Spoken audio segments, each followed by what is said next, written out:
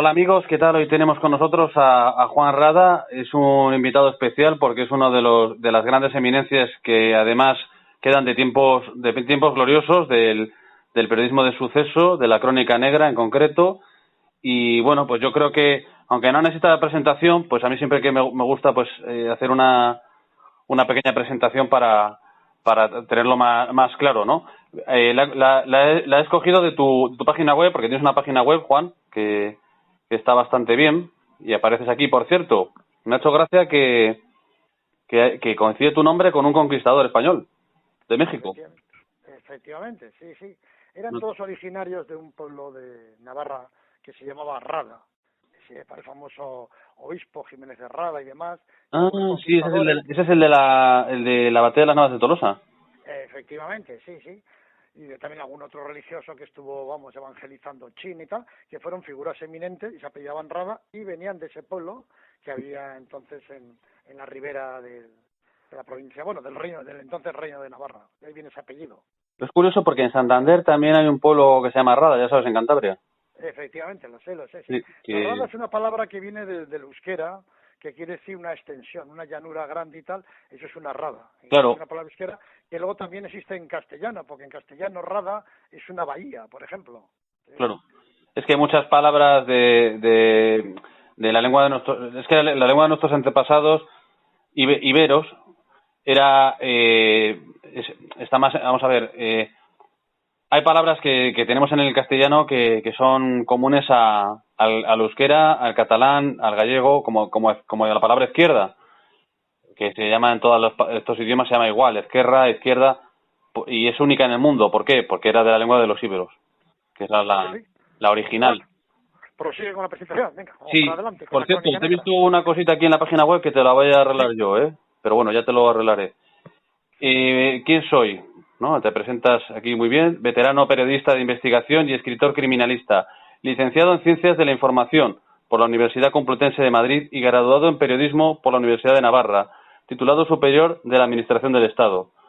Especializado en crónica negra y misterio. Ha intervenido en los claves del caso, La Mañana, Informe Semanal, 80M, Gente, El Documental, Página 2, Cuarto Milenio, Historias de Malos, Equipos de Investigación, Más Vale Tarde, el programa de Ana Rosa, Vuélveme Loca, Lo que la verdad esconde, Detrás de la verdad, Tras la pista, Rastreadores de misterio, Madrid Directo, Casos sin resolver y bueno, un largo etcétera. La verdad es que tu carrera es muy larga. Hay que decir que eres de esta generación mítica del caso, que además fuiste director. Sí, en la última etapa, efectivamente. En la última etapa del... Responsable muchos años, ya en el año 65 ya le enviaba crónicas y demás, o sea que tuve un contacto directo con el caso durante muchos años, porque me gustaba la crónica negra y luego en los periódicos que trabajé como redactor o redactor jefe o como director, puesto que fui yo director de varios periódicos regionales, Murcia, Almería, Melilla y demás, pues siempre me gustó mucho el tema de la crónica negra, porque en fin, era algo que escaseaba bastante, tanto en la dictadura como ahora en democracia, porque al poder no le apetece mucho que se divulgue, y a mí sí me interesaba la crónica negra porque veía que entre la población tenía mucho eco y había un buen seguimiento, y entonces pues es una buena forma de atender a los lectores y de vender ejemplares. Sí, ahora que dices eso, para que no se me olvidara, ¿te acuerdas que te dije que te iba a decir una exclusiva de aquí de Cantabria? Sí. Te dije antes fuera de línea y le quiero decir para que no se me olvide, también para pedirte tu opinión sobre todo esto, y además es una cosa que está confirmada porque mi fuente es de primera, ¿no? Lógicamente no voy a decir quién es. Resulta que, no sé si te has enterado, ha saltado a la actualidad nacional que una niña de 12 años se ha quedado embarazada en Cantabria y que esto tenía alguna relación con el tema de tutela de menores, ¿vale? Bueno, pues yo me he enterado hoy de que es uno de varios casos que ha habido durante la famosa pandemia, ¿vale? En el cual, pues, y es mucho más grave de lo que nos han contado. Porque claro, nos han dicho que una niña de 12 años se ha quedado embarazada. Bueno, pues eso ha pasado toda la vida, ¿no? Porque tienen un noviete, por lo que sea, o porque incluso, desgraciadamente, hay abusos, incluso en las propias familias. Pero aquí ha sido incluso todavía más grave que eso, porque a la niña, su propio entorno familiar parece ser, pues, que la ha prostituido, ¿vale? Entonces, esto me parece que es bastante grave, lo están ocultando desde la cierta, bueno, pues el establishment, como se quiera decir, porque no ha llegado así la noticia al público y yo sé positivamente que esto, que como lo han contado, es falso. Entonces, que no es una media verdad, y es la peor mentira, ¿no? Y que además, pues desgraciadamente ha habido más casos. No quiero tampoco decirlo todo aquí, todo lo que sé, porque es muy grave y yo creo que se acabará saliendo por sí mismo, pero con lo que he dicho ya doy unas pistas, ¿no? El tema de la tutela de menores, pues parece que durante la pandemia pues ha habido pues unos problemas de que, claro, no había personal y pues parece ser que no se les ha ocurrido una cosa mejor a algunos iluminados, no sé por qué, con qué intención, que devolver a los niños que habían acogido bajo su tutela a los hogares de los que salían, de los que les habían extraído. Entonces, pues nos podemos suponer las consecuencias de esto, ¿no? O sea, a mí me parece que, de verdad, o sea, si lo han hecho queriendo, malo. Si lo han hecho sin querer, también, porque hay que ser imbécil para mandar de vuelta a sus hogares, ¿no? Por llamarlo de alguna forma, a, bueno, pues niños que han sido, les han quitado la custodia a los padres, que por algo será, porque no es tan fácil, como dicen, lo de quitarle la custodia a unos padres. Entonces, bueno, pues quería comentarlo porque es que la verdad es que me acabo de enterar y estoy todavía en shock. Vamos, estaba alucinando con las cosas que he oído y os estoy contando un poco por encima, ¿vale? La cosa. O sea que es muy grave lo que ha pasado y volvemos a lo de siempre. O sea, parece que aquí, efectivamente, hay gente que no les interesa. Parece que tenemos que vivir en Disney World todo el tiempo. O sea, que es lo que decías tú, ¿no?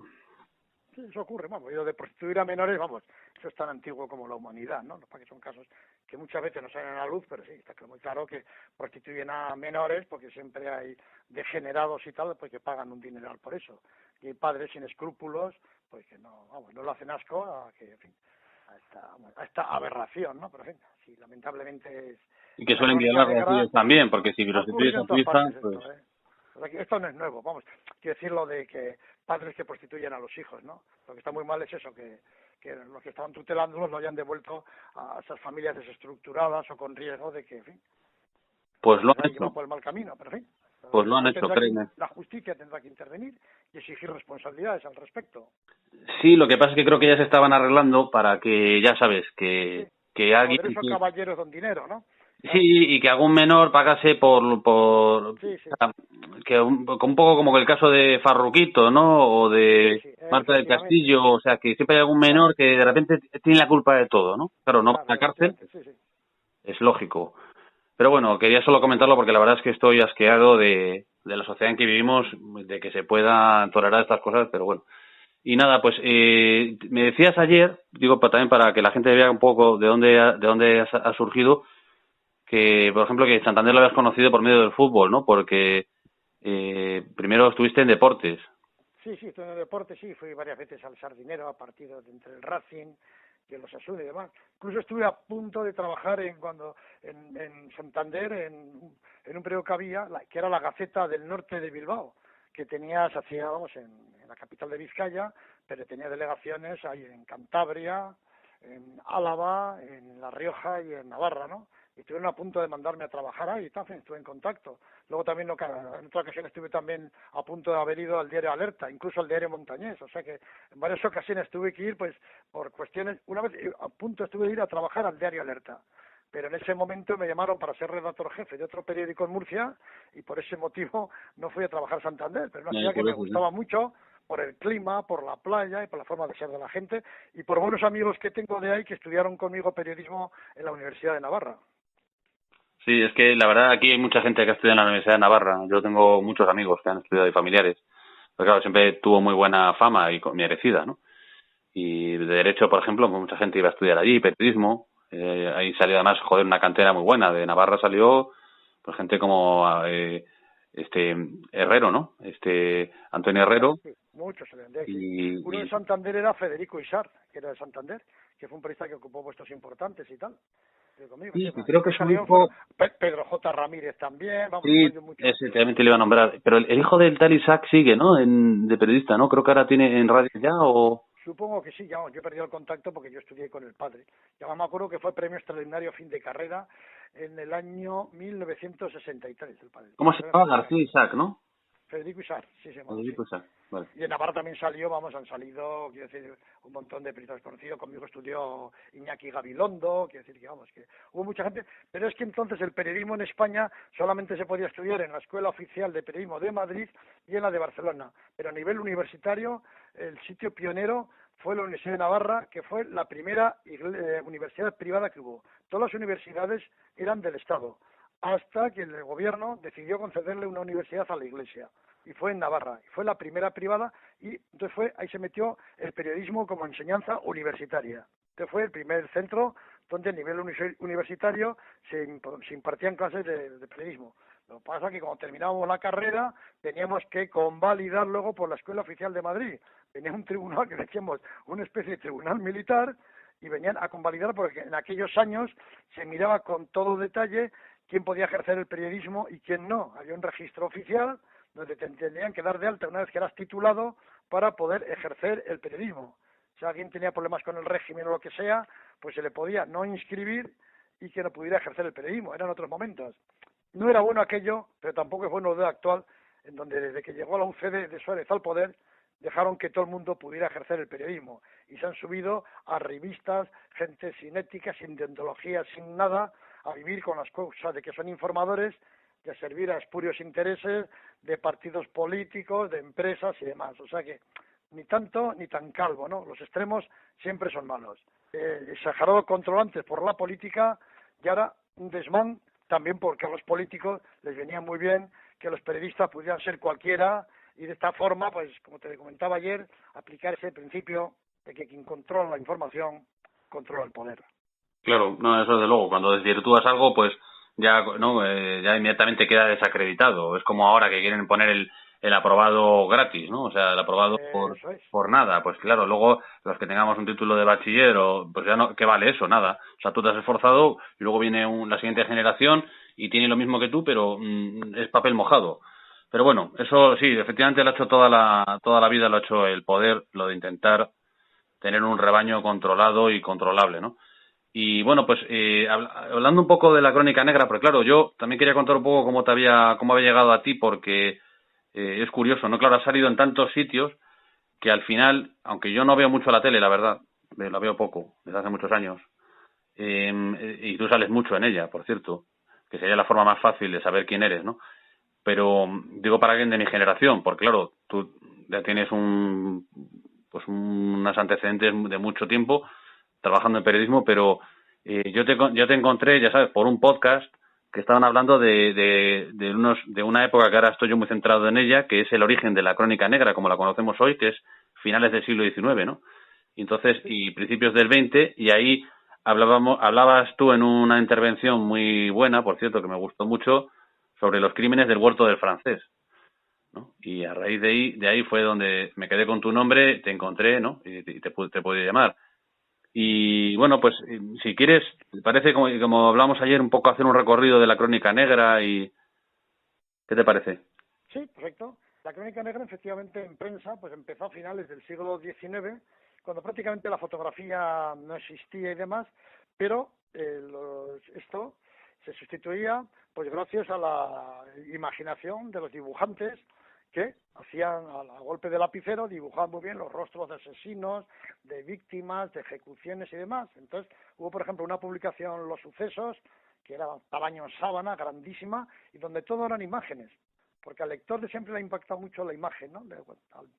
Más que la información, es un poco la imagen lo que le gusta. Y ahí se veían, pues, dibujos, ya digo, de ejecuciones, de decapitaciones y de todo. Permíteme, voy a beber un poco de agua, me ha dado un poco de tos, que ando resfriado.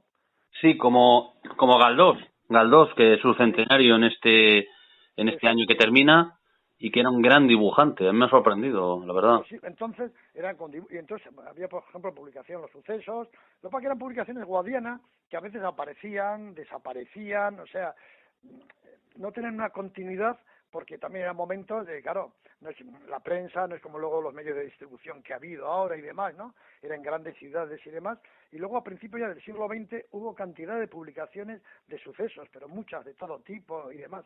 Lo que pasa, claro, dependían del sistema que hubiera, de la censura, porque en la República existía la censura, ante la Segunda República había censura, luego de la monarquía también había censura, de la dictadura y demás, Y así se fue desarrollando la prensa de sucesos con altibajos, y ya en puertas de la Guerra Civil había una que se llamaba La Linterna, que era francamente muy buena, con buenos dibujantes y demás, pero duró muy poco, porque con el estallido del 18 de julio aquello se acabó, e incluso algunos de sus periodistas tuvieron que exiliarse. Y ya, pasada la Guerra Civil, la Crónica Negra desapareció por completo en España. O sea, el puesto de redactor de sucesos quedó vacante en los periódicos. Es increíble, ¿eh? Hasta 1952, en que un avispado periodista del diario Madrid, pues Eugenio Suárez, se lanzó a sacar un semanario de suceso. ¿Por qué lo hizo?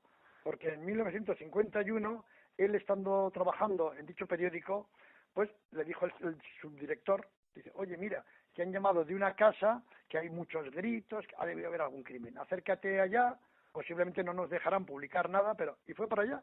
Fue el famoso crimen de Monchito. Monchito era un chaval de unos 20 años, con una mente no muy desarrollada y demás, que había dejado embarazada a la novia. ¿90 años? No, 20. Ah, vale. 20. Y entonces le pidió 500 pesetas al dueño del taller donde trabajaba, pues para poder casarse. Y este dijo, no te dejo sin vergüenza y tal, y cuál faltaría más y tal, por tu mala cabeza. Y no se le ocurrió otra cosa que cuando salió un momento como que iba a comer el bocadillo o lo que fuera, acercarse a la casa del dueño del taller y decirle a su mujer que venía parte de su marido para que le entregara 500 pesetas que le tenía que llevar al taller. Pero claro, la mujer móvil cogió, tiró de teléfono y llamó al marido y se enteró que era mentira. Sin vergüenza y tal, ¿y cuál dejas embarazada a la novia? Ahora vienes a engañarme, le voy a decir a mi marido que te eche. Y este chico estaba todo nervioso, llevaba un destornillador en el bolsillo que estaba agarrando y no se le ocurrió otra cosa que liarse a golpes con el destornillador a la mujer. Una sangría que... Y este fue para allá. Rápidamente el periodista, y bueno, localizó rápidamente a este chaval, porque cogió algún dinero que tenía la señora ya, se compró un bocadillo, incluso se fue a comprar un acordeón para amenizar la boda porque se pensaba casar, él se quería que no iba a pasar nada, ¿no? Y allá, rápidamente lo detuvieron, le había dejado muchas pistas, puesto que la mujer acababa de llamar a su marido, ¿no? Y ahí este periodista, Eugenio Suárez, conoció al mejor abogado criminólogo que ha habido en la policía española, Antonio Viqueira Hinojosa. Ha sido profesor de la Academia de Policía, escritor de libros de crónica negra y demás, y hicieron una amistad, y por las noches iba a la comisaría de policía, este periodista, y el otro le iba contando casos resueltos. Y este poco a poco empezó a meterlos.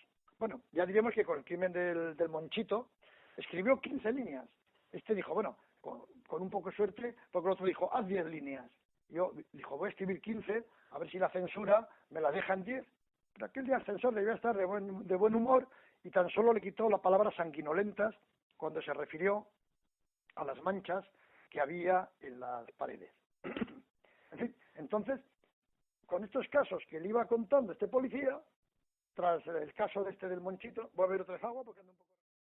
Vamos a ver. Entonces, en el caso del Monchito, Eugenio Suárez conoció al mejor policía, investigador de crímenes que ha tenido el país, Antonio Viqueira Hinojosa, profesor de la Academia de Policía, escritor, colaborador del caso y demás, y le contaba pues crímenes resueltos ya.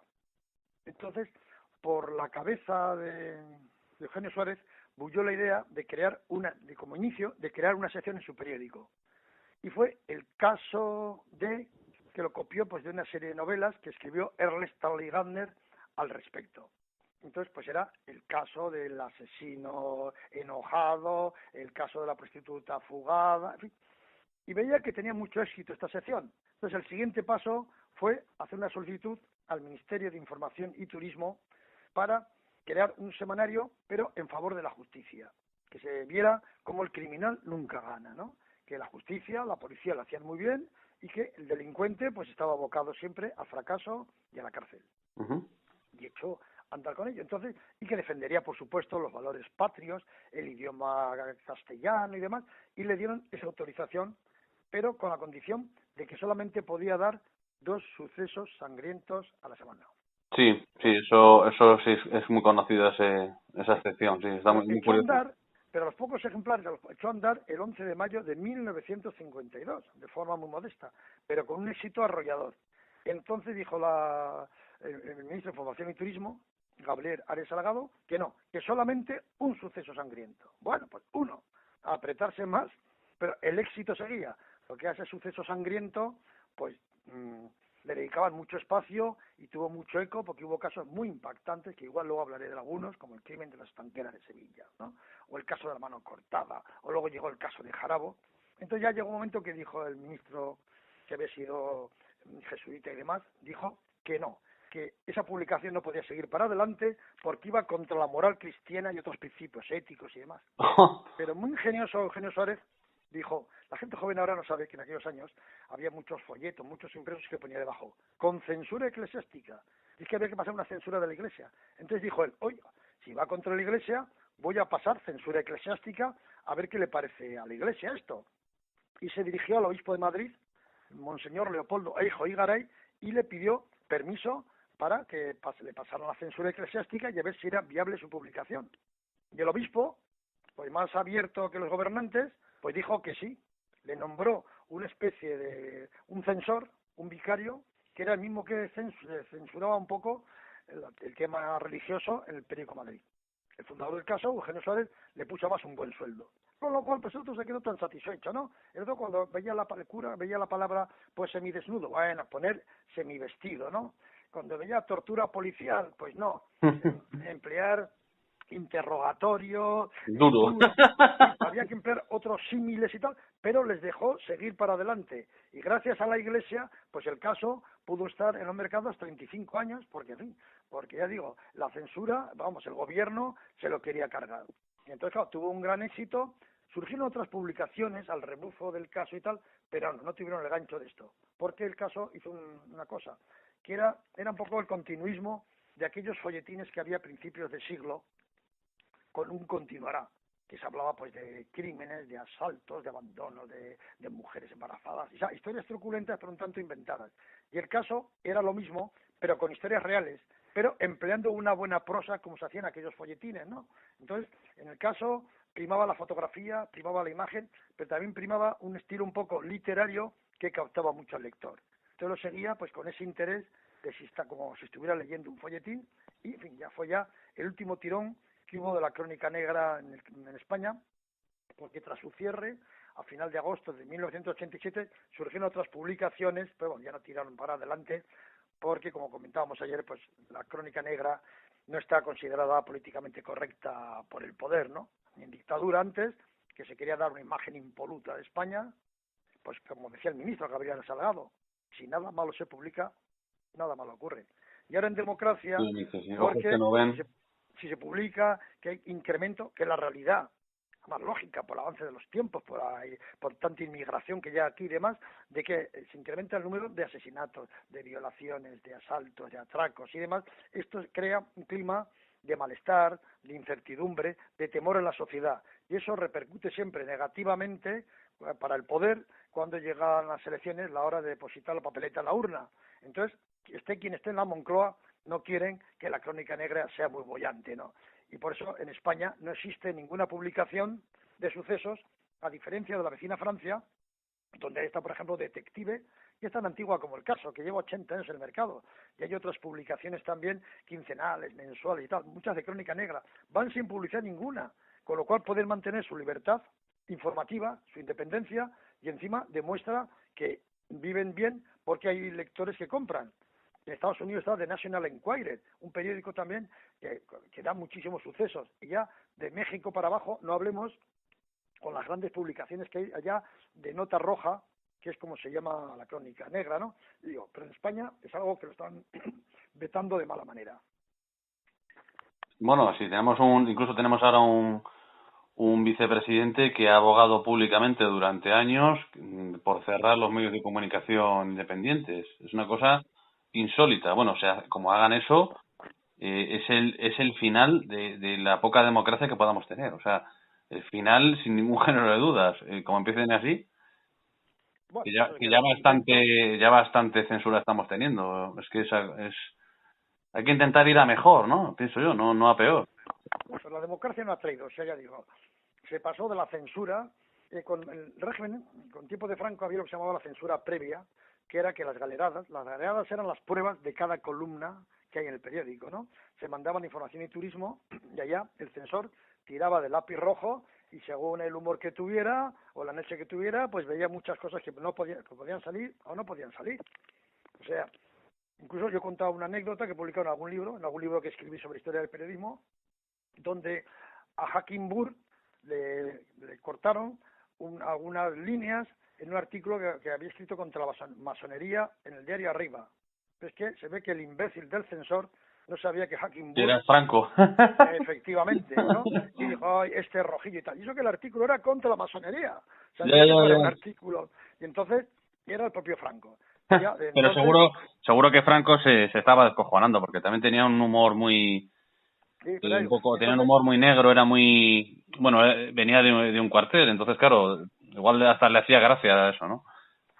total, que luego se pasó en 1966 con Manuel Fraguer Ibarne, de ministro de Información y Turismo, hubo una ley de prensa e imprenta donde desapareció la censura previa, pero había un artículo segundo donde se recogía que no eran publicables las cosas que fueran contra los principios del movimiento, de la seguridad del Estado y tal, o sea, le podían pillar por algunos lados. Entonces funcionaba, yo lo recuerdo porque yo era director de periódicos, y entonces a pie de rotativa, cuando se tiraba, que se empezaba a salir la tirada, yo recuerdo que había que firmar 7 ejemplares, 7, como director, y con un motorista los mandabas al delegado de Información y Turismo.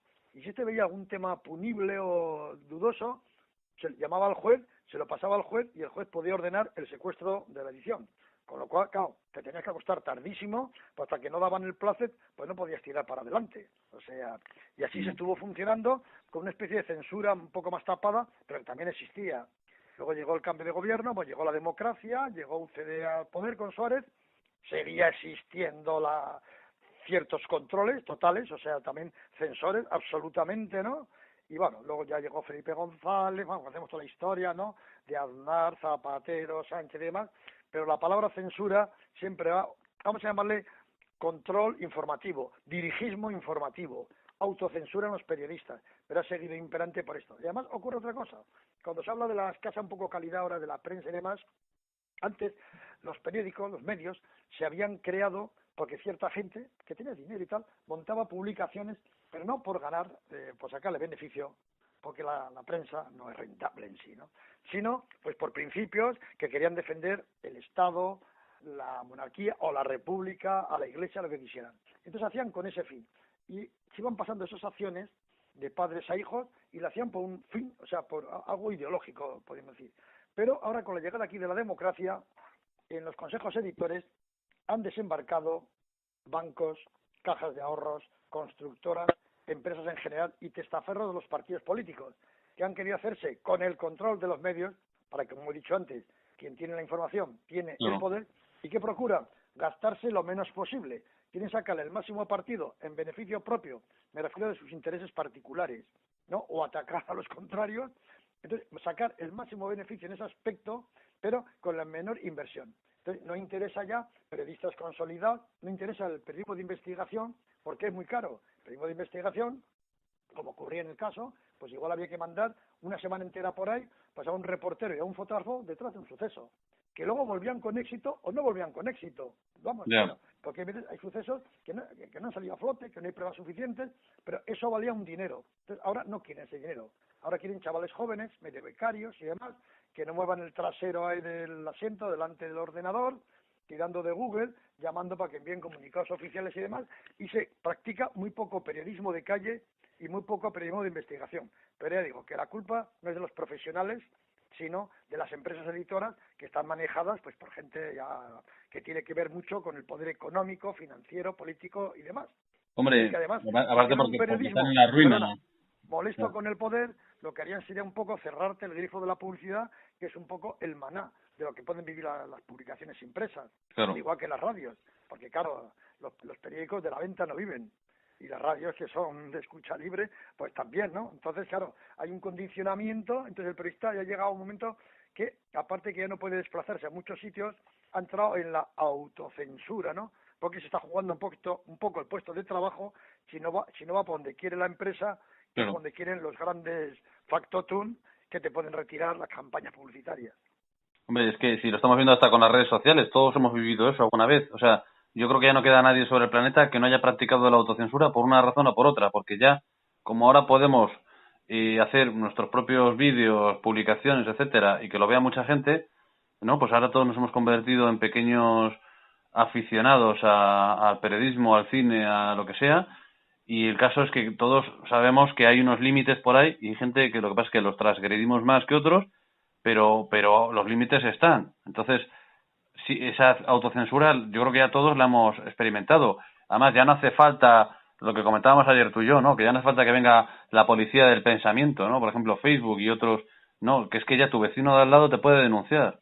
Gente que no conoces de nada o que ni siquiera existen, sino que, bueno, dicen, no, es que tenemos denuncias de usuarios que vete a saber si existen, como son denuncias anónimas, ¿no?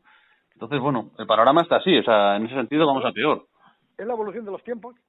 Y también, y claro, ahora mismo O la que todo el involución. mundo puede expresarse, pero claro, también hay gente que aprovechando esa libertad se pasa a un libertinaje, o sea, esto es una evolución y tiene pros y contras. Y como ha pasado a lo largo de la historia, pues hay que aceptarla, pues en fin. Pero claro, que los partidos políticos, la gente está de corte un tanto interesada en todas estas cosas, pues quiere manejarlo siempre a su favor, ¿no? Y se montan cantidad de periódicos, diarios digitales, en fin, manejados por intereses aviesos, ¿no? De empresas, de partidos políticos, de sindicatos, de gente que es para favorecer sus intereses, atacar a los contrarios, en fin. Entonces, claro, sí. Ahora, en España, por ejemplo, ¿qué hay? 4 periódicos nacionales, 4, ¿no? En cambio, hay 600 diarios digitales, claro. Entonces, Sí, sí. claro, dice, ¿y de qué viven esos 600 diarios digitales? O sea, porque, hombre, los que son versión web de periódicos normales, estos nacionales, o periódicos como Alerta de Santander, o, en fin, quiero decir, La Verdad de Murcia, El Diario de Navarra, pues, en fin, pueden mantenerse, porque juegan con una publicidad conjunta de papel y digital. Pero los que solamente andan en el terreno digital, salvo 3 o 4 gordos que hay inversores, pero el resto de qué se pueden mantener. O hay, Pues, claro, o pues si un hay detrás misterio, unos ¿no? sponsors extraños y misteriosos, ¿no? Y luego eso, cualquier tío monta un periódico, yo sé de casos que ha habido, pues para hacer política, para soltar ideas, con seudónimos, gente que luego han ido a investigarles porque han incurrido en delitos y resulta que la sede social que figura no existe y tal, o sea que son anónimos, ¿no? ¿Sí? Y claro, se valen de eso para poder ofender, insultar, molestar y demás, y tratando de evitar la acción de la justicia, pero está ocurriendo. O sea Sí, que, sí, sí, no, es que la verdad es que es lo que dices tú, que los extremos, lógicamente, claro, una cosa es la libertad y otra cosa es el libertinaje, eso está claro, lo que pasa es que, bueno, se confunden las cosas, ¿no? muy bien, bueno, vamos con Crónica Negra, ya si quieres vamos con Sí, casos concretos, por fin, ya desarrolló un poco cómo fue la historia del caso, cómo se fue desarrollando, vamos, el caso, sí, la serie de sucesos, hasta llegar ahora, y, en fin, y luego si sí, quieres, pues en fin, hubo temas impactantes que sí, que es lo que he dicho antes, que el sí, bueno, caso, por ejemplo, batió el récord, por ejemplo, para que se vea un poco el impacto que tiene la Crónica Negra, por ejemplo, en España lo que más ha salido siempre de publicaciones han sido sucesos y deportes, o deportes y sucesos. Siempre cuando decía el país, el periódico de mayor venta en España, no, el periódico de mayor venta en España era Marca. Lo que pasa es que siempre se han agarrado a decir, no, hablamos de información genérica, no. De diarios, ha sido Marca, porque siempre ha tenido un gran tirón, y el récord de venta lo tenía en 225.000 ejemplares cuando los mundiales de 1980 en Brasil, tras la eliminación de España, eliminó a Inglaterra en aquellos mundiales, el famoso gol de Zarra y demás, y entonces tenía el récord, 225.000 ejemplares, pues muy bien. En 1958, cuando Jarabo cometió un cuádruple crimen, en una mañana el caso vendió 480.000 ejemplares. 480.000 ejemplares de 1958. Y no pudo vender más porque no había papel. En aquellos años las qué fuerte. fábricas españolas no tenían suficiente material para poder abastecer a todos los periódicos y se importaba papel que el gobierno te los concedía mediante cupos. Entonces no había papel para más. Pese a eso se tiró en una mañana 480.000 ejemplares. Y hubo números normales de 300.000 ejemplares, como el caso de La Mano Cortada, donde la gente incluso iba a los talleres donde se imprimía el caso a coger los ejemplares que habían rotos, cuando empieza la tirada, los primeros se suelen entintar y no se usa. Es más, cuando el caso de La Mano Cortada se dio el fenómeno de que hubiera reventa de ejemplares. Y es que algún avispado kiosquero del barrio madrileño de Tetuán cogió la furgoneta, se vino al centro de Madrid, iba por los kioscos comprando todos los ejemplares que valían a 2 pesetas y luego los revendía en su kiosco a 5 pesetas. O sea, hubo reventa de ejemplares porque con 300.000 ejemplares en la mañana de aquel domingo no había suficiente para abastecer a la población madrileña. Pues sí, hemos hablado de Jarabo, que es uno de los crímenes más famosos probablemente del franquismo, del franquismo medio, diríamos, porque yo creo que le mataron el año que nació mi padre, en el 54, No, me da la fue impresión. ejecutado cometió estos crímenes, he dicho, en el 58 y fue Ah, ejecutado en el 59 y ah, fue vale, el vale. último ajusticiado por Por la Garrote justicia Vil. civil, por la Ah, civil. no, por la Luego justicia quedó civil. Puig-Antich, pero Puig-Antich fue por la militar, Sí, pero por lo eso era, civil sí. fue Jarabo. Y unos meses antes también se había justiciado a una mujer, a Pilar Prada de Santa María, por envenenamiento de 3 mujeres a las que había, vamos, a 2 había servido Mm. y a otra era su amiga, ¿no? Y a una murió y 2 quedaron pues muy machacadas. Entonces La también envenenadora de Valencia. la envenenadora de Valencia, Pilar Prada de Santa María. Pero esta fue unos meses antes de Jarabo, y Jarabo ya fue el último. Sí. Y Luego además, hubo, creo que vamos, fue la última mujer en ser ejecutada. Estamos hablando la última, de récord, porque después la ya el envenenadora de Jarabo Valencia. y ya el Garrote Vil no llegó a funcionar hasta con Puig-Antich. Sí, efectivamente. Sí, que eso fue por la justicia militar. Por Porque la ley de bandidaje y terrorismo y que... terrorismo, que es la que se aplicó al Lute y a otra gente, porque ciertas acciones que ellos consideraban criminales, en fin, iban por otro terreno que era por la justicia militar. Que por cierto, la ley de bandidaje y terrorismo data, que si no estoy mal, de la dictadura de Primo de Rivera, o sea, eso es de la monarquía previo a la Segunda República, o sea, que no es de Franco, y la ley de vagos y maleantes data de la Segunda República, También, luego tampoco es de Franco. Entonces, lo efectivamente. digo porque mucha gente siguen en un error histórico que no, yo creo que no es casual, o sea, sino que hay una intencionalidad en echarle todos los muertos a la misma persona, al mismo régimen, No, no, y no, no es eso cierto. tienen, Y si hago demuestra, aquí estamos hablando, hemos empezado hablando de unas chicas, de unos menores que han sido prostituidos por sus propios padres en Santander, ¿vale? Y con el tema de orfanatos públicos y demás, que eso es el mayor foco bueno, de todas estas cosas que puede haber, porque están más desprotegidos y porque vienen de familias complicadas y demás. Y hoy mismo, curiosamente, como estoy ahora con este tema de la crónica negra, sobre todo del siglo XIX, principios del XX, estaba volviendo a ver lo del crimen del capitán Sánchez.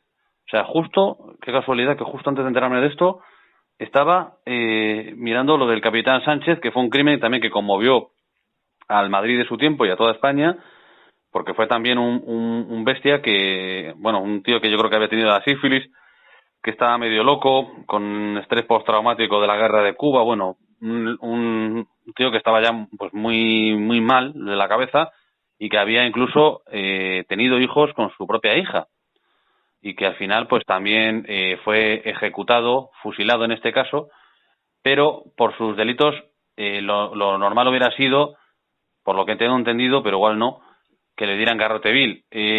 Si quieres, vamos a hacer un recorrido de la crónica negra, un poco empezando por el principio. Yo creo que el principio es el crimen de la calle Fuencarral, en el cual Galdós dibujó, por ejemplo, ahora que decías lo de que antes no había fotos, cuando empezó la crónica negra, yo es cierto, había él dibujantes. escribió y su amante, Pardo Bazán, también escribió sobre el crimen de la calle Fuencarral. Es que, claro, fue muy impactante, porque claro, sobre este crimen escribieron muchísima gente, dado el enfrentamiento que hubo entre la prensa, bueno, entre los partidos y la prensa, pues de corte liberal y los conservadores. Entonces, claro, muchas plumas saltaron allá a la palestra ya digo, porque fue un tema que de la crónica negra pues pasó a la crónica política. Ese fue el motivo por el que ya digo, en fin, cantidad de gente pues se refirió a este caso y claro, ha quedado para la historia la expresión de es más conocido que el crimen de la calle Fuencarral. Sí, no me extraña, porque se vertieron ríos de tinta. Si quieres, hacemos una pequeña introducción de cómo fue el crimen de Fuencarral, de la calle Fuencarral, muy breve.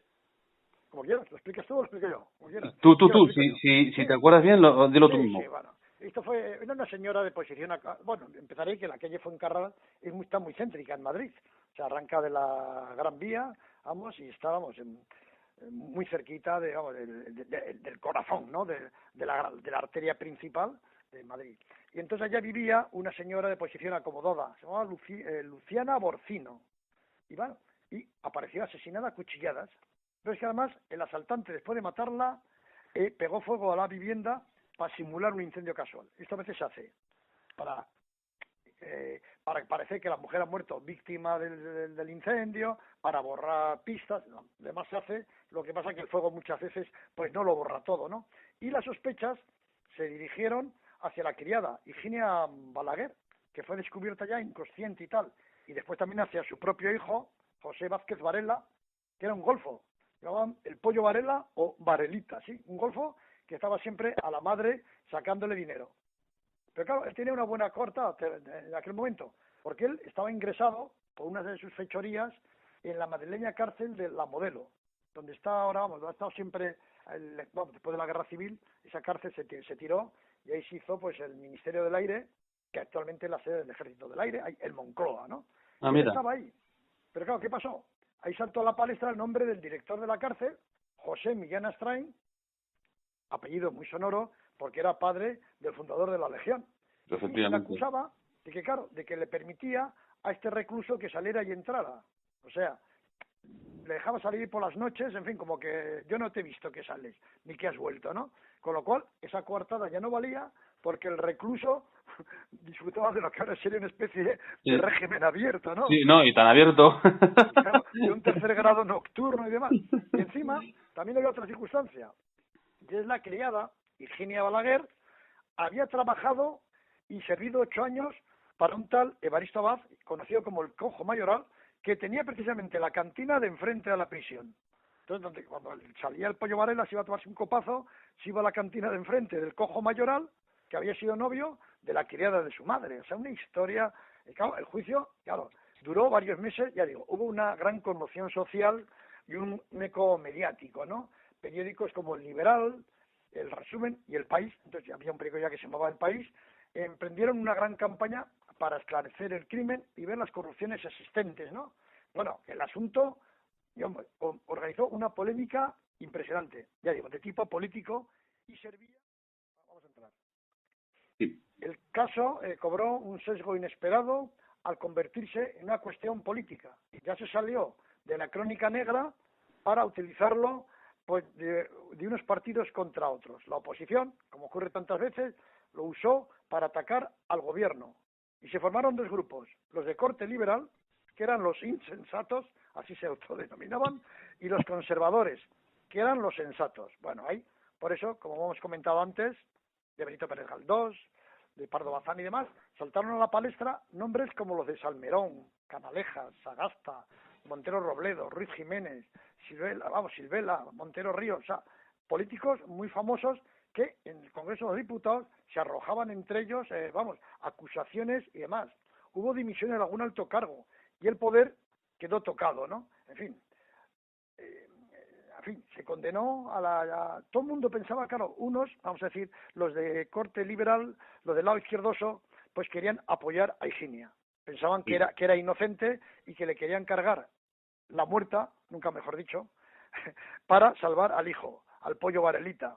Pero por otro lado, claro, la prensa conservadora quería defender al pollo Varelita y echar la culpa a Higinia, que aunque apareció inconsciente, la acusaban de que ella era la que, había provocado el crimen y demás, y luego, en fin, sabía que era inconsciente adrede, pero para tener su buena excusa, ¿no? Para que le sirviera un poco de coartada de que ella no había podido participar. En fin, lo cierto es que la justicia la condenó a ella y a pena de muerte, y claro, aquello fue impactante, ya digo, hubo dimisiones y demás, ya queda pues como una gran duda sobre lo que ocurrió, ¿no? Sobre si se ejecutó pues a una mujer que era inocente. Además, este pollo Varela luego, ya digo, no tenía malos antecedentes y luego acabó mal.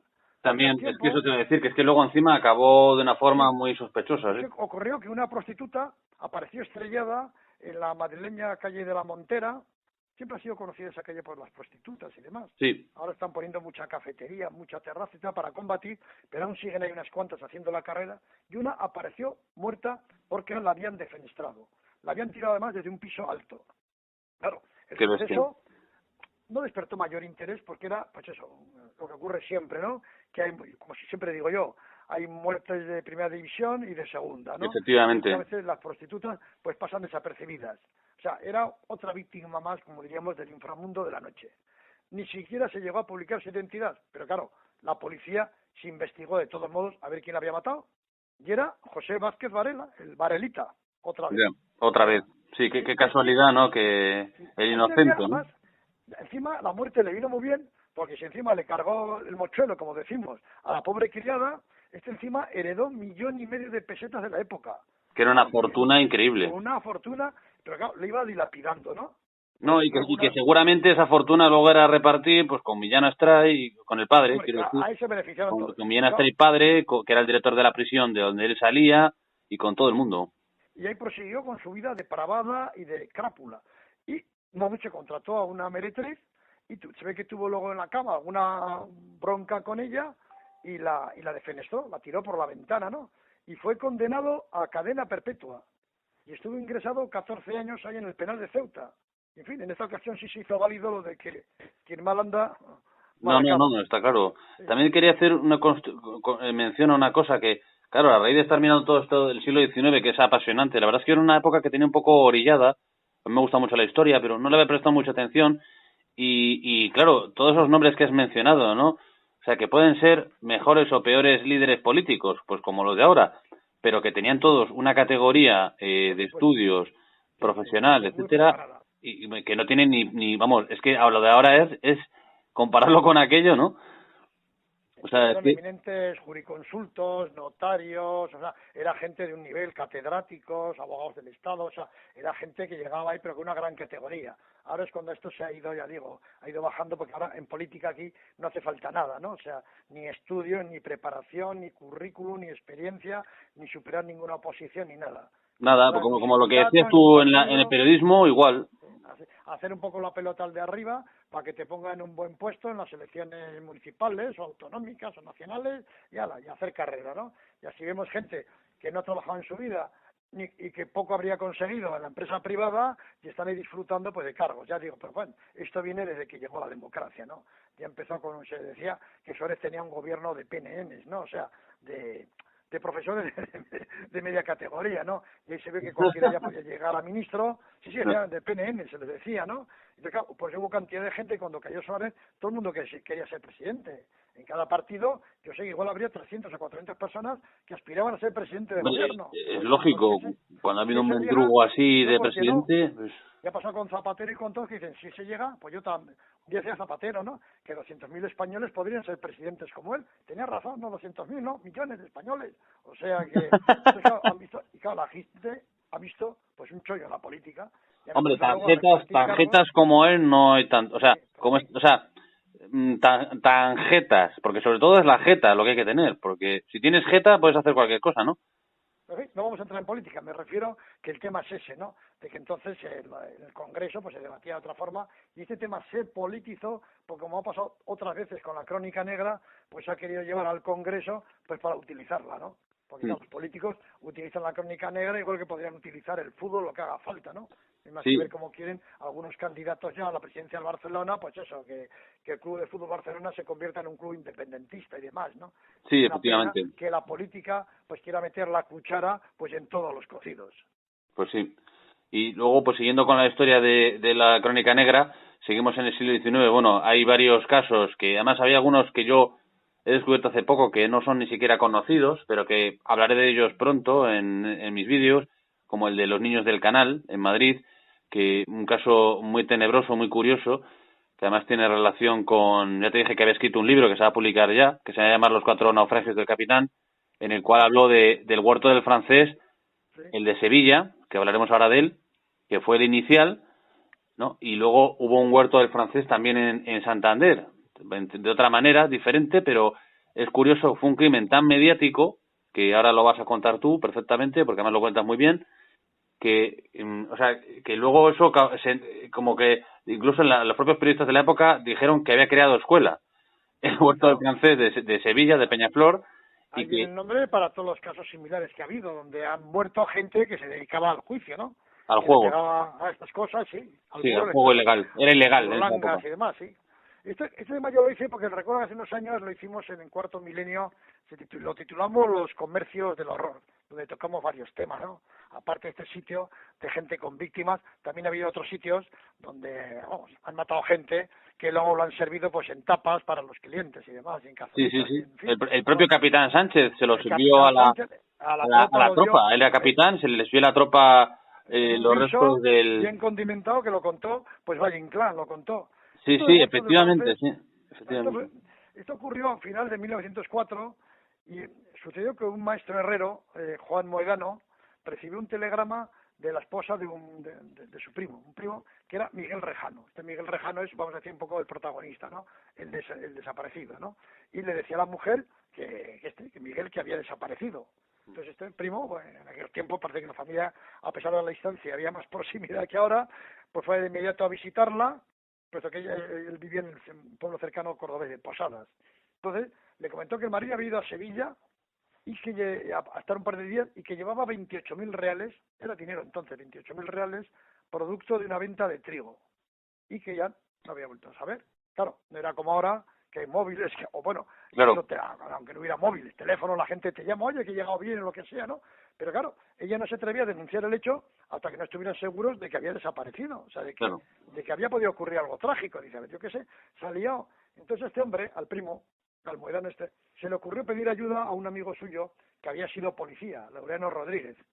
Y ambos pues fueron a Sevilla y empezaron a investigar aquello, ¿no? El policía ya, claro, tiene experiencia en eso, y se enteraron de que la primera noche el protagonista de nuestra historia, el desaparecido Miguel Rejano, salió de la fonda donde él estaba hospedado, se llamaba Fonda del Betis, pues de un tal José Muñoz Lopera. José Muñoz Lopera, que vivía en la vecina localidad de Peñaflor. Y curioso que se llamara Lopera y saliera de la fonda del La Betis. fonda del Betis, eso es, sí. Solo falta Finidi ahí, el jugador aquel negro que había. Y se marcharon a dicha población que estaba a 78 kilómetros.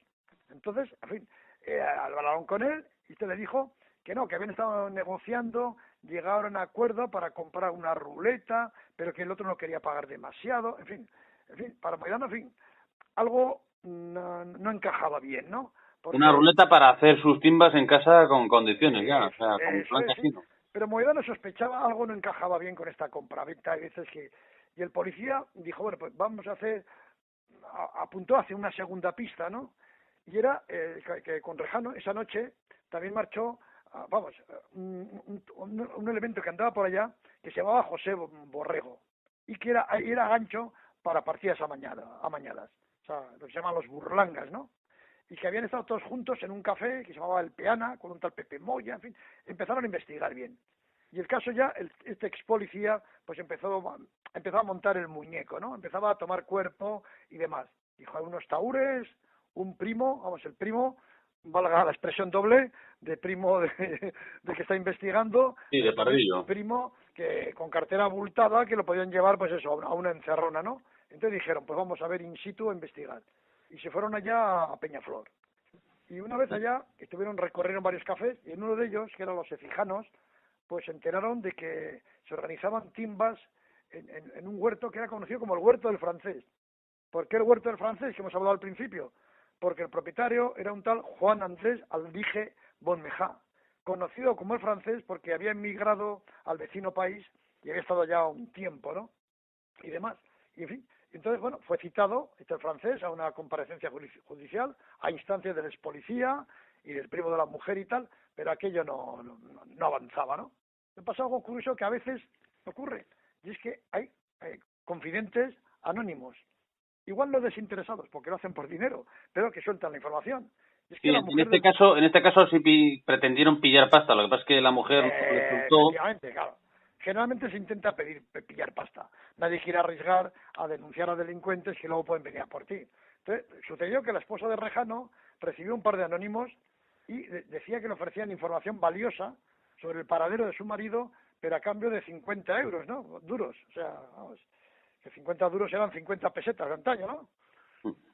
En fin, entonces, de entrada, pues, ella no se lo tomó en serio y tal, pero una noche que estaba en la cama, alguien golpeó en la ventana, y oyó algo así como que busquen a tu marido en Peñaflor, que busquen a tu marido en Peñaflor.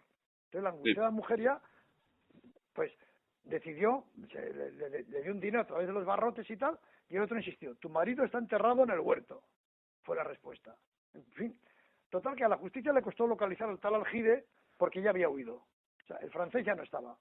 Entonces Moedano y el ex policía, por su cuenta, fueron allá con un cabo de la Guardia Civil. Acudieron a la huerta del francés y con unas varillas metálicas que el primo de la mujer había preparado en su taller. Y comenzaron, pues como se hace muchas veces, ahora también se hace, a pinchar en el suelo a ver qué encontraban, ¿no? Muchas veces se hace para buscar pruebas o restos, pero claro, había llovido hace poco Y eso sí, favorecía la labor, con lo cual pincharon mucho, pero ellos la olían un poco a ver si se detectaba algún rastro humano así, pero nada, ya tras una agotadora sesión dije, bueno, pues nos vamos y tal. Pero al pasar cerca de las conejeras, este hombre, el primo, que era de profesión herrero y demás, tuvo una corazonada y decidió hacer un último pinchazo en el suelo. Metió otra vez el último, dice, venga, el último y nos vamos. Coño, y vieron que desprendía un ligero hedor, ¿no?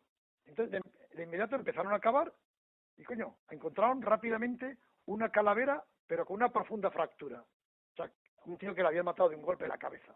Claro, ya dieron cuenta la autoridad judicial y en las jornadas siguientes aparecieron los restos de 5 cadáveres, 5. Uno de ellos, el del desaparecido Rejano. Sí. Entonces, claro, el juez inmediatamente órdenes de prisión contra todos. Contra José Muñoz Lopera, contra su hermano era inocente, pero también lo detuvieron, y también contra la mujer y el hijo del huido, que, en fin, y también contra la segunda esposa, porque el francés había tenido dos, en fin, entonces el francés ya se había escapado a Badajoz con intención de cruzar la frontera a Portugal y embarcarse hacia Brasil.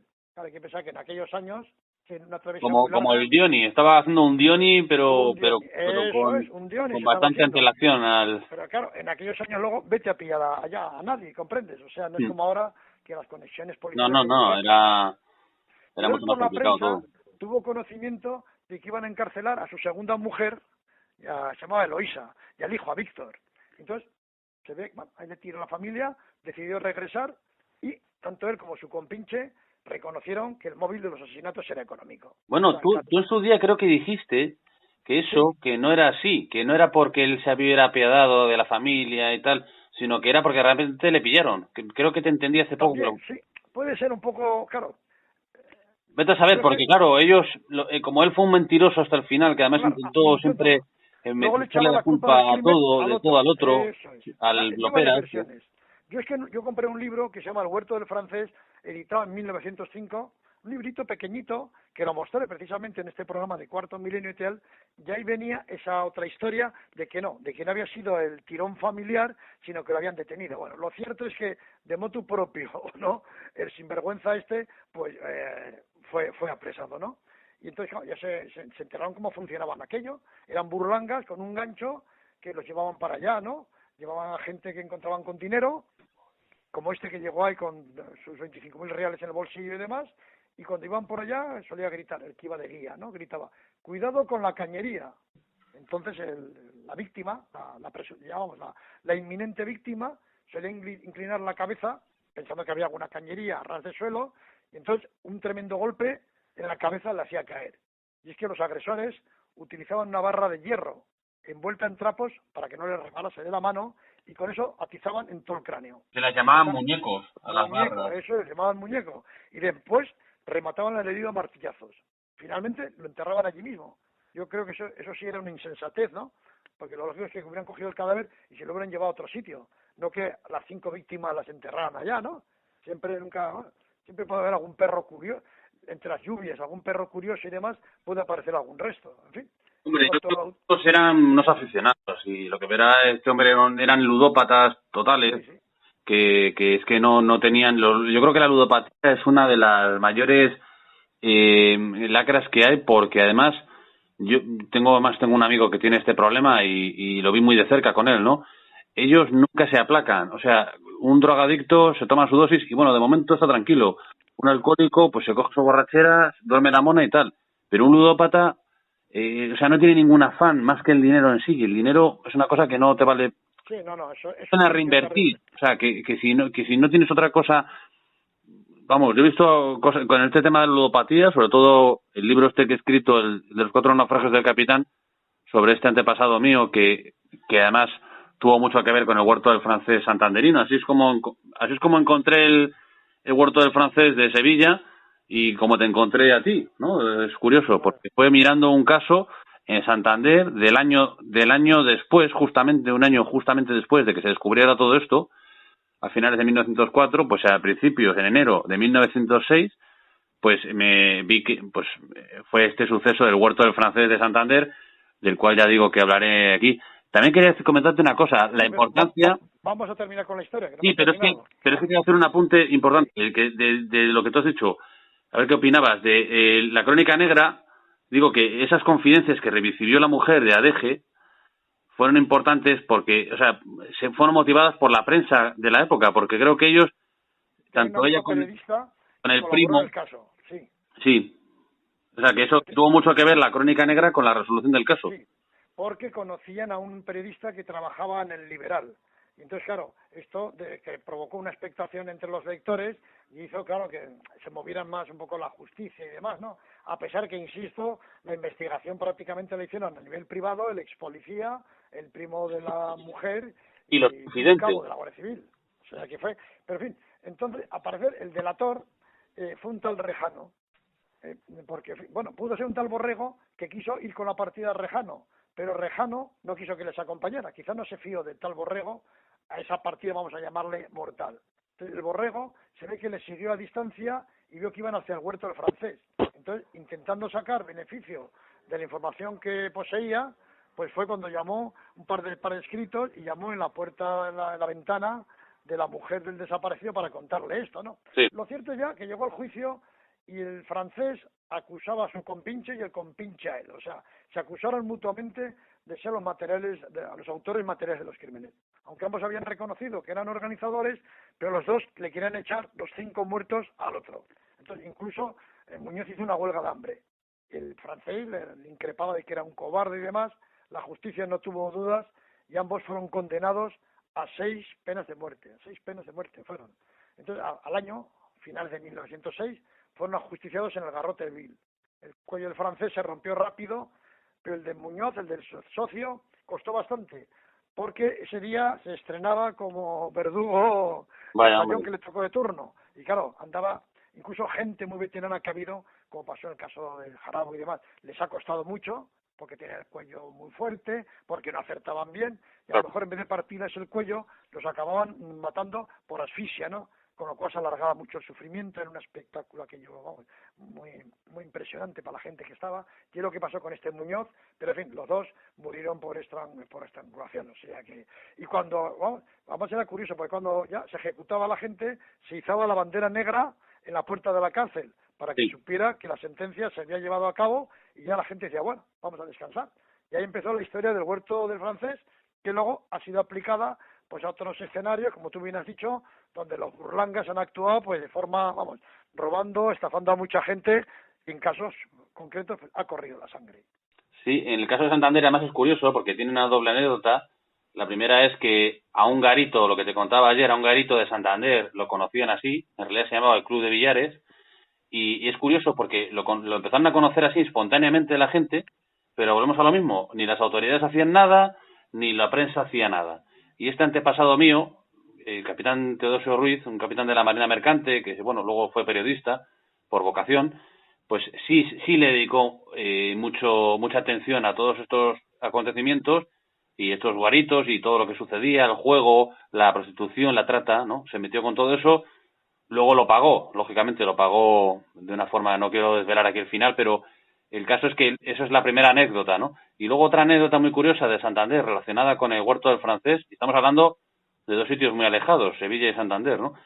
Pues resulta que cuando se estrenaron, pues uno de los varios campos de sport que ha tenido el Racing, ¿no? El estadio de fútbol de aquí, de la ciudad, pues tuvo una racha muy buena cuando se estrenó uno de estos campos, y entonces la gente también, a plan de guasa, lo empezaron a llamar en Santander, y yo creo que en toda España, el huerto del francés, porque decían que el Racing enterraba aquí a todos sus rivales, ¿no? Entonces, bueno, era un poco también, la gente también tiene guasa, o sea, la Crónica Negra también tiene su parte no sé, de folclore, ¿no?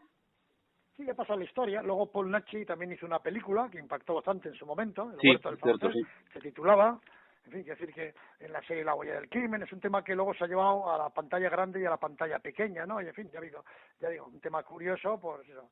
Pero claro, también por otro lado, pues dejaban demasiadas pistas. Antes o después los tenían que pillar, porque la gente se llevaba a esta gente al juego y esa gente desaparecía. Y entonces siempre quedan quienes lo han visto por última vez, ¿no? Y luego eso, lo de enterrar los cadáveres en No, tu propio bueno, feudo, en el jardín. en el jardín es dejar demasiadas pistas. Sí, no, y además que creo que eso creo que lo comentabas tú también, lo de que el tal Aldeje, el francés, iba por Peñaflor diciendo, vecinos, si veis gente con parné, tráemelos al huerto, que yo les doy jicarazo. Sí, no, Y que tenían una terminología propia, o sea, que por ejemplo las barras con las que daban a la gente en la cabeza lo llamaban muñecos. Las escaleras que usaban para bajar los cadáveres, las escaleras de mano que usaban para bajar los cadáveres a las fosas, los llamaban, creo que eran carrozas. Y las tumbas las llamaban panteones. O sea, que tenían todo un folclore entre ellos, una jerga. Y pero lo más curioso de todo esto, ahora que dices eso, lo de que las pistas que dejaban, por ejemplo, yo creo que llegaba a tanto, es que era por el ansia, porque eran ludópatas.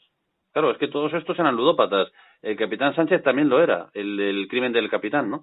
Del capitán Sánchez. Entonces, este hombre, aparte de hacer todas las barbaridades que hizo con la hija y con, bueno, y que luego se acabó cargando a un paisano, ¿no?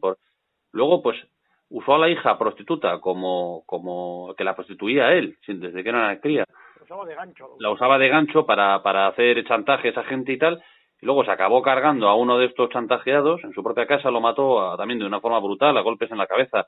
O sea, que denota un salvajismo, denota como un tema como de yonkis. Y entonces el caso es que en este caso del capitán Sánchez, lo más curioso es que fueron a cobrar una ficha de 5.000 pesetas, que era una fortuna para la época. Lo fueron a cobrar al casino de un hombre que estaba desaparecido. O sea, cogieron una ficha de un Círculo de Bellas Artes de Madrid, precisamente, ahí en la Gran Vía. Perdón, en aquella Alcalá, donde se bifurcan aquella Alcalá y la Gran Vía, ahí está el Círculo de Bellas Artes, y fueron a cobrar esa ficha, y ya extrañó porque las mujeres tenían prohibido el paso a ese sitio. Y claro, una mujer que la dejaron pasar excepcionalmente y llamativa, y con esa ficha, ahí quedó la pista para poder llegar a detener al padre. Pues sí, lo digo que hay que estar loco para hacer eso. O sea, después de que te has cargado un tío a sangre fría en tu casa, a martillazos, le has enterrado, le emparedó en la cuadra de la propia casa, que antes todas las casas tenían su cuadra. Luego le dio las vísceras creo que las tiró por el retrete, y la carne creo que se la sirvió a la tropa como en plan empanada. Con garbanzos, eso es. Y luego además, aquello era una instalación militar, donde enterró, donde se hizo los huesos. Sí, era una casita que era era la escuela militar. Sí, que tenía ahí para él por ser capitán y era héroe de la guerra de Cuba, un héroe. Y era responsable de eso, de la cocina, de todo, y ahí se deshizo. Yo digo, Valle Inclán lo cuenta que lo dio en un guiso a la tropa, lo cuenta. Sí, pero es que parece que es cierto, y aparte, que digo, pero es que lo más curioso es eso, que llegaba a tal su ansia de dinero, ¿no? De seguramente para volver al tapete, porque era lo que les gustaba a ellos, el tema del tapete. O sea, estos crímenes de esta época primera de la Crónica Negra tienen mucho que ver con el juego, que era ilegal. En esa época era ilegal y era una plaga como ahora la droga. O sea, y curiosamente, pues, manda a la hija a cobrar la ficha, que es inaudito. O sea, es como ir a cobrar. Dio el cante, porque además las mujeres no podían acceder allá. Y claro, más cuando salió un chico que se había fijado en ella, que estaba, vamos a decir, muy buenota el chaval, se fijó en ella y le vio que en la esquina le estaba esperando un señor con un bigotazo y demás. Cuando la policía fue a investigar allá, pues el chico contó un señor de un bigotazo, y claro, su descripción coincidía con la del padre. Sí. No, aparte es que creo que un Botones la fue siguiendo. Era un chico que tenía ya el chico de los recados, sí. No, sí. Le siguió un poco, pero vio enseguida que se juntaba con un señor de bigotazo. Cuando ya la policía fue, seguir la pista de esa ficha tan cara, pues ahí, era fácil que lo iban a pillar rápidamente. Creo que él pensó, el Botones pensó, que por cierto, luego fue recompensado por todo esto, en un principio pensó que era su proxeneta. No se le podía pasar por la cabeza que sí era el proxeneta, pero que era su padre. Y que aparte había tenido hijos con ella. Es que la historia fue brutal. Lo que pasa es que también... Un viudo millonario que está, pues la puso de cebo a ese viudo millonario, que tenía buenas intenciones con ella, el viudo millonario. Por eso la mató. Claro, el padre no le interesaba que se casara, que tenía que sacar el dinero, pero en fin. Bueno, buenas noches, Ale. Sí, bueno, decir que vamos a dar por terminado esta primera parte sobre, más que nada hemos hablado del siglo XIX, principios del XX, que en realidad es todo como una misma época, ¿no? Los inicios de la Crónica Negra en España, hemos hablado de varios casos muy, muy importantes de esta época que fueron muy, muy mediáticos, y Juan Rada pues va a seguir con nosotros más adelante. Hemos quedado en eso para hablar de otros crímenes de la Crónica Negra importantes en el franquismo, más recientes, y también pues si hay alguno en la Segunda República o en la monarquía de Alfonso XIII, pues hablaremos también de ellos. Y también para que nos hable de sus libros, que además, sinceramente, a mí me gustaría, he visto alguna portada y me ha parecido sugerente, y entonces así también me da tiempo a ojearlos y poder comentarlos contigo, porque la verdad es que yo te conocía por tu faceta periodística, más que por la de escritor, pero que es lo mismo al final. Entonces, bueno, pues que para que pudieras también comentar un poco tus libros, que ya en su día oí que habías escrito cosas por el tema de lo del huerto del francés, y si te parece bien, pues cuando tú quieras, estás invitado para seguir hablando de estos temas que nos apasionan a los dos y a nuestros oyentes también. Y nada, pues cuando quieras, y si quieres decir algo, bueno, algún hasta luego. Pues nada, despedirme simplemente ya, dada la hora que es, y desear a todos pues eso, unas buenas y misteriosas noches criminales. Eso, y sobre todo misteriosas. Vale, oye, pues nada, oye, muchas gracias, Juan, por haber estado con nosotros y haber aportado tu experiencia en estos casos y bueno, que seguimos hablando, ¿vale? Y cuando tú quieras, eres muy bienvenido, porque es un placer contigo. Hasta pronto. Buenas noches.